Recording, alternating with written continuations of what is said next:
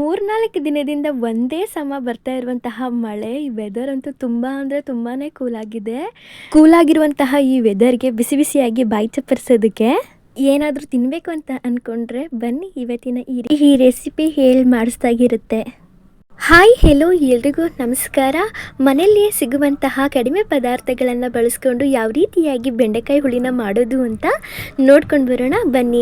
ಈ ಬೆಂಡೆಕಾಯಿ ಹುಳಿ ಅನ್ನೋದು ಅನ್ನದ ಜೊತೆಗೆ ಮತ್ತು ಚಪಾತಿ ಜೊತೆಗಂತೂ ಮಾಡಿಸಿದಂತಹ ಕಾಂಬಿನೇಷನ್ ಅಂತಲೇ ಹೇಳ್ಬೋದು.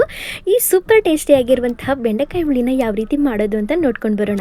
ಮೊದಲು ಬೆಂಡೆಕಾಯಿನ ಸಣ್ಣಾಗಿ ಹೆಚ್ಚಿಟ್ಕೊಂಡು ಇದನ್ನು ಒಂದು ತವವನ್ನು ಇಟ್ಟು ತವದಲ್ಲಿ ಬೆಂಡೆಕಾಯಿನ ಚೆನ್ನಾಗಿ ಹುರ್ಕೊಳ್ಬೇಕಾಗುತ್ತೆ. ಏನಕ್ಕೆ ಅಂತಂದರೆ ಬೆಂಡೆಕಾಯಲ್ಲಿರುವಂತಹ ಲೋಳಿನ ಅಂಶ ಹೋಗ್ಲಿ ಅನ್ನೋ ಕಾರಣಕ್ಕೋಸ್ಕರ ಅಷ್ಟೇನೆ.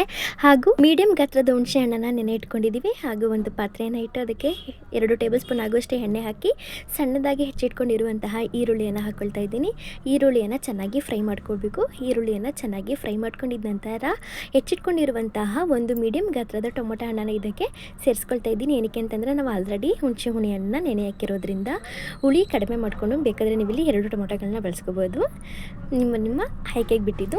ಇವಾಗ ಚೆನ್ನಾಗಿ ಹುರ್ಕೊಂಡಿದ್ದ ನಂತರ ನಾವು ಏನು ಫ್ರೈ ಮಾಡ್ಕೊಂಡಿರ್ತೀವಲ್ಲ ಬೆಂಡೆಕಾಯಿನ, ಅದನ್ನು ಸಹ ಈರುಳ್ಳಿ ಮತ್ತು ಟೊಮೊಟೊ ಜೊತೆಗೆ ಹಾಕೋಬೇಕಾಗುತ್ತೆ. ನಾವು ಬೆಂಡೆಕಾಯಿನ ಎಷ್ಟು ಚೆನ್ನಾಗಿ ಫ್ರೈ ಮಾಡ್ತೀವೋ ಅದರಲ್ಲಿರುವಂತಹ ಲೋಪಳೆ ಅಂಶಗಳೆಲ್ಲವೂ ಸಹ ಹೋಗುತ್ತೆ. ನೀವು ನೋಡಿರ್ಬೋದು, ಬೆಂಡೆಕಾಯಿನ ಕಟ್ ಮಾಡಬೇಕಾದ್ರೆ ಸ್ವಲ್ಪ ನೀರು ಥರ ಬರುತ್ತಲ್ಲ, ಅದೆಲ್ಲ ಹೋಗುತ್ತೆ ಅನ್ನೋ ಕಾರಣಕ್ಕೋಸ್ಕರ ಚೆನ್ನಾಗಿ ಫ್ರೈ ಮಾಡ್ಕೋಬೇಕು. ಫ್ರೈ ಮಾಡಿಕೊಂಡು ಈಗ ಎಣ್ಣೆಯಲ್ಲೂ ಸಹ ಇದು ಚೆನ್ನಾಗಿ ಫ್ರೈ ಆಗಬೇಕು. ಫ್ರೈ ಆದ ನಂತರ ನಾವು ಏನು ಎಣ್ಣೆ ಇಟ್ಟಿರ್ತೀವಲ್ಲ ಹುಣಸೆ ಹಣ್ಣು, ಆ ಹುಣಸೆ ಹಣ್ಣಿನ ರಸನೂ ಸಹ ಚೆನ್ನಾಗಿ ಹಾಕ್ಕೊಳ್ಬೇಕಾಗುತ್ತೆ. ಚೆನ್ನಾಗಿ ಹಾಕ್ಕೊಂಡು ಇದನ್ನು ನೀಟಾಗಿ ಮಿಕ್ಸ್ ಮಾಡ್ಕೊಳ್ಬೇಕು. ನಾವೇನು ಹಾಕಿರ್ತೀವಿ ಈರುಳ್ಳಿ, ಟೊಮೊಟೊ ಹಣ್ಣು ಮತ್ತು ಬೆಂಡೆಕಾಯಿ ಎಲ್ಲದಕ್ಕೂ ಹುಣಸೆ ಹಣ್ಣು ಚೆನ್ನಾಗಿ ಹಿಡಿಬೇಕು. ಹಾಗಾಗಿ ಹಾಕ್ಕೊಂಡಿದ್ದ ನಂತರ ಎಲ್ಲನೂ ನೀಟಾಗಿ ಫ್ರೈ ಮಾಡ್ಕೊಳ್ಬೇಕು. ಈಗ ಇದೊಂದು ಕುದಿ ಬರಬೇಕು. ಇದು ಕುದಿ ಬಂದ ನಂತರ ಇದಕ್ಕೆ ಮನೆಯಲ್ಲೇ ಮಾಡ್ಕೊಂಡಿರುವಂತಹ ಬೇಳೆ ಸಾಂಬಾರು ಪುಡಿಯನ್ನು 2 ಟೇಬಲ್ ಸ್ಪೂನ್ ಆಗುವಷ್ಟು ಹಾಕ್ಕೊಳ್ತಾ ಇದ್ದೀವಿ. 2 ಟೇಬಲ್ ಸ್ಪೂನ್ ಆಗುವಷ್ಟು ಬೇಳೆ ಸಾಂಬಾರು ಪುಡಿಯನ್ನು ಹಾಕ್ಕೊಂಡು ಸಹ ನೀಟಾಗಿ ಮಿಕ್ಸ್ ಮಾಡ್ಕೊಳ್ಬೇಕು. ಎಲ್ಲವನ್ನು ಸಹ ನೀಟಾಗಿ ಲೋ ಫ್ಲೇಮ್ನಲ್ಲೇ ಇಟ್ಟು ಫ್ರೈ ಮಾಡ್ಕೊಳ್ಬೇಕಾಗುತ್ತೆ.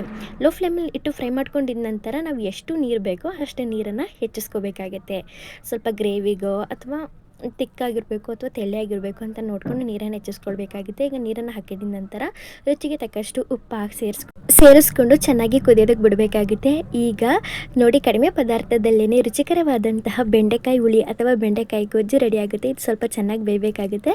ಚೆನ್ನಾಗಿ ಬೆಂದ ನಂತರ ಇದು ಅನ್ನದ ಜೊತೆಗೆ ಚಪಾತಿ ಜೊತೆಗಂತೂ ಮಾಡಿಸ್ದಂಗಿರುತ್ತೆ.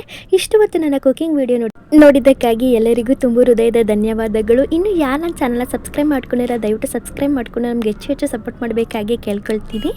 ಎಲ್ರಿಗೂ ಒಳ್ಳೆಯದಾಗಲಿ, ಎಲ್ಲರ ದಿನ ಶುಭವಾಗಿರಲಿ. ಎಲ್ರಿಗೂ ನಮಸ್ಕಾರಗಳು.